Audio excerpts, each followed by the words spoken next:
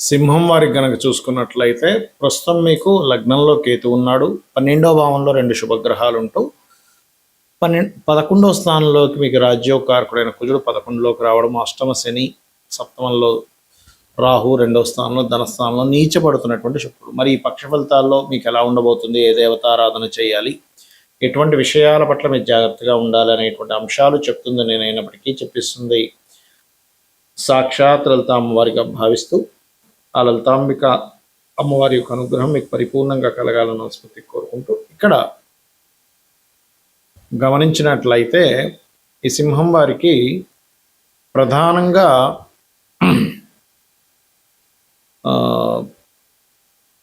మీకు ఎప్పుడైతే 2వ భావంలో శుక్రుడు నీచపడుతున్నాడో, మీరు ఎక్కడైతే ఉద్యోగం చేస్తుంటారో ఆ ఉద్యోగం చేసే ప్రదేశంలో మనీ రిలేటెడ్ మూలంగా, కొన్ని కమ్యూనికేషన్స్ మూలంగా ఎవరికైనా ధనం ఇవ్వడం, పుచ్చుకునేటువంటి విషయంలో తేడాల వల్ల ఉద్యోగానికి ఇబ్బంది వస్తుంది. కాబట్టి ఈ విషయంలో జాగ్రత్తగా ఉండండి. నిద్ర లేస్తూనే గణపతిని ఎక్కువగా ధ్యానం చేయండి. భూముల వల్ల లాభాలు ఉన్నాయి, విదేశీ సంబంధాలు కుదురుతాయి. అదేవిధంగా కాస్త ఉద్యోగ సంబంధించిన విషయంలో అష్టమంలో శని ఉన్నందుకు కొంత మార్పులు నిందలు పడుతూ ఉంటారు. ఇక మీరు నిత్యము చేయవలసినటువంటి దేవత ఆరాధన లక్ష్మీ గణపతిని మరియు సుబ్రహ్మణ్యేశ్వర మన దత్తాత్రేయుడిని ఎక్కువ ఆరాధించండి.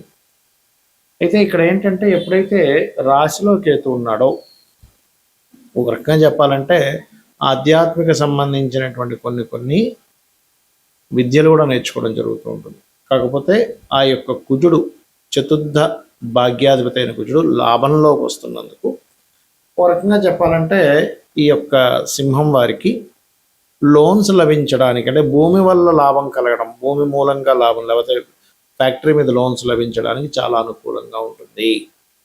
ఇక మీరు నిత్యము చేయవలసింది కాలభైరవుడి యొక్క అష్టకము లేదా దత్తాత్రేయుడి యొక్క ఆరాధన చేయండి.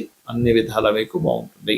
ఇక్కడ ఏంటంటే మనకి గ్రహం ప్రతి నెల ఏదో ఒక గ్రహం మారుతూనే ఉంటుంది.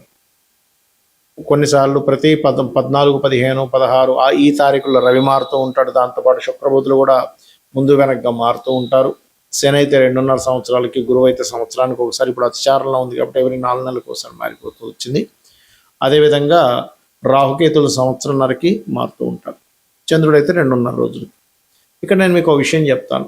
ఎప్పుడూ కూడా మనకు లైఫ్లో చేంజింగ్స్ అనేవి ఎప్పుడు జరుగుతాయి, అది ఉద్యోగంలో కావచ్చు, మన ఆలోచన విధానంలో కావచ్చు, ఆవేశపూరితంగా చేసే విషయాల్లో కావచ్చు, కొన్ని చేంజింగ్స్ అనేవి ఉంటాయి. అవి ఎప్పుడు జరుగుతాయంటే ఒక గ్రహం మారినప్పుడు జరుగుతూ ఉంటాయి. దీంట్లో ఒక్కొక్క గ్రహం మారినప్పుడు కొన్ని విషయాల పట్ల మీరు కాన్సన్ట్రేషన్ చేయాలి. అదేంటో చెప్తాను ఈరోజు నేను మీకు.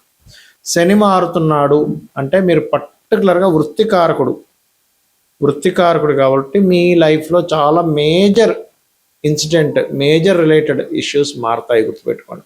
అది ముఖ్యంగా వర్క్ రిలేటెడ్ ఉంటుంది. జూపిటర్ ఎప్పుడైనా రాశి మారాడు అంటే అది జీవుల మీద పడుతూ ఉంటుంది. ఎలాంటి జీవుల మీద? విశ్వంలో ఉండేటువంటి మొత్తం జీవుల మీద పడుతూ ఉంటుంది, గుర్తుపెట్టుకోండి.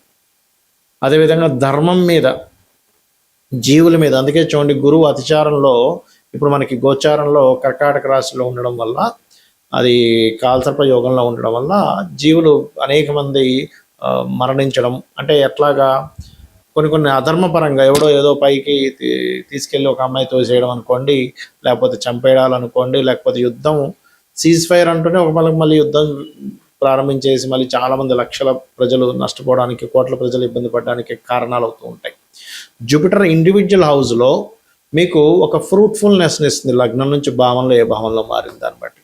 అంటే ఒక విషయంలో చెప్పాలంటే గురువు కనుక బాగుంటే ఫ్రూట్ఫుల్ ఫలితాలు కూడా ఇస్తాడు అక్కడ. ఇక కుజుడు ఎప్పుడైనా మారాడు అంటే గుర్తుపెట్టుకోండి, అది కమ్యూనికేషన్స్ మీద, భూముల మీద ఎఫెక్ట్ చూపిస్తూ ఉంటుంది. భూములకు సంబంధించిన విషయంలో బాగా పెరగాల, తరగాల ఏమిటనే విషయం చూపిస్తూ ఉంటుంది. అదేవిధంగా ఉదాహరణకి రవి మారాడు అనుకోండి, మీ కీర్తి ప్రతిష్టలు, ప్రమోషన్ వస్తుందా లేదా, లేకపోతే సంతానం కలుగుతారా లేదా, ఇలాంటి విషయాలను అది మూమెంట్ చేస్తూ ఉంటుంది. చంద్రుడైతే ప్రతి 2.5 రోజులు మారుతూ ఉంటాడు, అది పెద్ద విషయం కాదు. అది మనస్తత్వం మీద, మీ లగ్నాన్ని బట్టి ఉంటుంది. ఇక శుక్రుడు, బుధుడు కనుక చూసుకుంటే, శుక్రుడు మీ ధన వ్యవహారాలు లేదా ఇంట్లో ఉండేటువంటి స్త్రీల విషయంలోని, అలాగే మీరు మీ లగ్జరీ రిలేటెడ్ వాహనం కొనుక్కోవడం, గృహం కొనుక్కునే విషయాలకి అది పాజిటివ్గా ఉంటుందో నెగిటివ్గా ఉంటుందో అని అర్థం చేసుకోవాలి. బుధుడు మీ విద్యా సంబంధించిన మీరు తీసుకునే డెసిషన్స్ మీద, అదేవిధంగా మీ ఐడియాలజీ మీద, దీని ప్రభావం చూపిస్తూ ఉంటుంది. రాహుకేతువులు మాత్రం పర్టికులర్గా రాహు మీకు ఒక ఆశ పుడుతుంది కానీ అది ఖచ్చితంగా నెరవేరుతుంది, లేకపోతే ఆశ వల్ల మీరు మోసపోతారా అని చెప్తుంది. కేతువు కొన్నిటిని కట్ చేసుకుంటూ ముందుకు వెళ్ళిపోవాలని, కొన్ని విషయాలకి కొన్ని కట్ అయిపోతుంటాయి మన లైఫ్లో. అంటే కొన్ని బంధాలు కట్ అవ్వచ్చు, కొంత ఆఫీస్ నుంచి ఇంకో ఆఫీస్ మారచ్చు, లేనట్లయితే కొన్ని వ్యసనాలు వదిలేయచ్చు, లేదా కొన్ని వ్యసనాలకి కనెక్ట్ అయిపోవచ్చు, మనిషి చెప్పలేం, అలా ఉంటూ ఉంటుంది. బట్ ఏదైనా సరే డిటాచ్మెంట్ కేతు ఇస్తూ ఉంటాడు. అయితే ఎప్పుడైనా ఒకటే గుర్తుపెట్టుకోండి, మీకు గ్రహస్థితి బాగుండాలి అంటే ఏ గ్రహం మారితే ఆ గ్రహానికి సంబంధించిన దానం ఇవ్వండి. ఫస్ట్ ఆఫ్ ఆల్ గుర్తుపెట్టుకోండి. లేదా ఆ గ్రహం ఏ గ్రహంతో కలుస్తుందో దానికి సంబంధించిన దానం ఇవ్వండి. అలా ఒక్కొక్క గ్రహానికి చూసుకుంటే రవి అయితే సూర్యుడు, చంద్రుడైతే చంద్రుడు 2.5 మారుతూ ఉంటాడు కూడా పర్లేదు, శివాభిషేకం చేసుకోమంటుంటారు. అందుకే ఎందుకంటే చంద్రుడు 2.5 రోజులకు మారుతూ ఉంటాడు, రోజుకో నక్షత్రం మారుతూ ఉంటాడు. శివాభిషేకం చేసుకోవడం వల్ల చంద్రబలం పెరుగుతుంది. కుజుడైతే కందులు, బుధుడైతే పెసలు, శుక్రుడైతే బొబ్బర్లు, గురువైతే శనగలు, శని అయితే నువ్వులు, రాహు అయితే మినుములు, కేతు అయితే ఉలవలు దానంగా ఇవ్వాలి. గుర్తుపెట్టుకోండి. ఇవి గనక మీరు గ్రహం ఎప్పుడు మారుతుంది అనేటువంటిది మీరు గూగుల్లో సెర్చ్ చేసినా తెలుస్తుంది. సన్ ఈ సంవత్సరం ఈ రాశి నుంచి ఈ రాశి ఎప్పుడు మారుతుందంటే అది డేట్ ఇస్తుంది. చాట్ జీపీటీ కూడా ఇస్తుంది, లేదా మీరు పంచాంగంలో చూసుకున్నా కూడా కనబడతాయి. పంచాంగంలో చాలా స్పష్టంగా ఏ గ్రహం ఎప్పుడు మారుతుంది అనేటువంటిది ఇస్తూ ఉంటారు. ఆ రకంగా మీరు చూసుకుంటూ ఉండాలి. గుర్తుపెట్టుకోండి. ఇలా చూస్తూ మీరు నిత్యము కనుక మీ యొక్క పూజా గదిలో నిత్య దీపారాధన ముఖ్యంగా అలవాటు చేసుకోండి. నిత్యము ఒక ఆలయానికి వెళ్ళడం, మీ ఇంటికి దగ్గరలో ఏ ఆలయం ఉంటుందో చాలా దగ్గరలో ఉండే ఆలయానికి వెళ్ళడం ప్రాక్టీస్ చేయండి. ఫస్ట్ ఆఫ్ ఆల్ రోజు ఆలయానికి వెళ్ళడం వల్ల పిశాచ యోగాలు పట్టవు. మనకు గుర్తుపెట్టుకోండి పాయింట్ నెంబర్ 1. ఎందుకంటే మన గ్రహస్థితి ఒక ఎత్తు అయితే పిశాచ యోగాల వల్ల మన ఆలోచన విధానము, మన అలవాట్లు, మన అడిక్షన్స్ ఇవన్నీ జరుగుతూ ఉంటాయి. అది క్లియర్ అవుతుంది. గుర్తుపెట్టుకోండి. ఇలా చేయండి, ఖచ్చితంగా మీకు మీ యొక్క జీవితంలో ఏదైతే ఇబ్బంది పడుతున్నారో ఆ ఇబ్బంది నుంచి క్లియర్ అవుతుంది. అలాగే సంవత్సరానికి ఒకసారి అయినా 6 నెలలకు ఒకసారి అయినా క్షేత్ర దర్శనం చేసుకోండి. అన్ని విధాలు మీకు బాగుంటుంది. అయితే ఎప్పుడు కూడా మీరు దానం ఇచ్చేటప్పుడు గుర్తుపెట్టుకోండి, దానంతో పాటు వస్త్రం కూడా ఇవ్వాలి. అంటే గోధుమలు ఇచ్చేటప్పుడు ఆరెంజ్ కానీ రెడ్ కలర్ వస్త్రం కానీ, బియ్యం ఇచ్చేటప్పుడు వైట్ కలర్ వస్త్రం ఇవ్వాలి. కందులు ఇచ్చేటప్పుడు కూడా ముదురు రెడ్ కలర్ ఇచ్చినా పర్లేదు, కందులు దానం ఇచ్చేటప్పుడు. అదేవిధంగా పెసలు కనుక దానం ఇచ్చేటప్పుడు మీరు గ్రీన్ అంటే మన గ్రీన్ కలర్ వస్త్రం బ్లౌజ్ పీసెస్ ఇవ్వచ్చు, లేదా మీరు ప్యాంట్ చొక్కా షర్ట్ చొక్కా ఇస్తాను, మీ ఇష్టం అది. అలాగే గురువు అనుకోండి yellow colour or cream colour, శని అనుకోండి బ్లూ ఆర్ బ్లాక్ కలర్స్.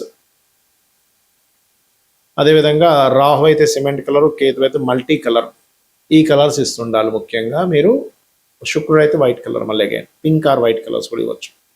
అయితే ఇక్కడ ఏంటి, చాలామంది దానం ఇచ్చే విషయంలో కొంత సంశయాలు కొన్ని ఉన్నాయి. ఎలా అంటే ఏమంటే మేము గుళ్ళో మూలను పెట్టేసి వెళ్ళిపోతే మాకు ఆ దానం పనిచేస్తుందా అని అడుగుతారు. మీరు మీ అకౌంట్లో డబ్బు వేయాలనుకోండి, మీ ధనాన్ని తీసుకెళ్ళి బ్యాంకులో ఒక మూలను పెట్టేసి వస్తే మీ అకౌంట్లోకి వెళ్తుందా? వెళ్ళదుగా. మీరు అకౌంట్ నెంబర్ చెప్తారు, మీ పేరు చెప్తారు, ఎంత అమౌంట్ చేస్తున్నారు చెప్తారు, ఏ అకౌంట్లోకి వేయాలో చెప్తారు కదా. అలాగే దానం కూడా మీరు ఇచ్చేటప్పుడు ఏ పర్పస్ మీద ఇస్తున్నారు, ఏ అభివృద్ధి అవ్వడం కోసం ఇస్తున్నారు, మీ పేరు గోత్రం చెప్పి ఇవ్వాలి. అలా కాదండి, కొంతమంది ఏమంటారంటే ఏమైనా గోవు పెట్టచ్చా? గోవుకి పెట్టచ్చు, కానీ ఈ పదార్థాలు కాదు. గోధుమ రవ్వ పెట్టచ్చు, బియ్యం పిండి పెట్టచ్చు, లేకపోతే క్యారెట్స్ పెట్టచ్చు కందులు బదులుగా, పెసల బదులుగా ఆకుకూరలు తినిపించవచ్చు, నువ్వులు బదులుగా బెల్లం పెట్టచ్చు, మినుములు బదులుగా ఉండలు పెట్టచ్చు, ఉలవల బదులుగా గ్రాసం పెట్టచ్చు. ఇలాగా శుక్రుడికి బొబ్బర్ల బదులుగా మనం తీపి చపాతీలు పెట్టచ్చు. అంతేగాని ఈ పదార్థాలు డైరెక్ట్ పెట్టడం కంటే కూడా అలా పెట్టడం అనేటువంటిది మంచిది.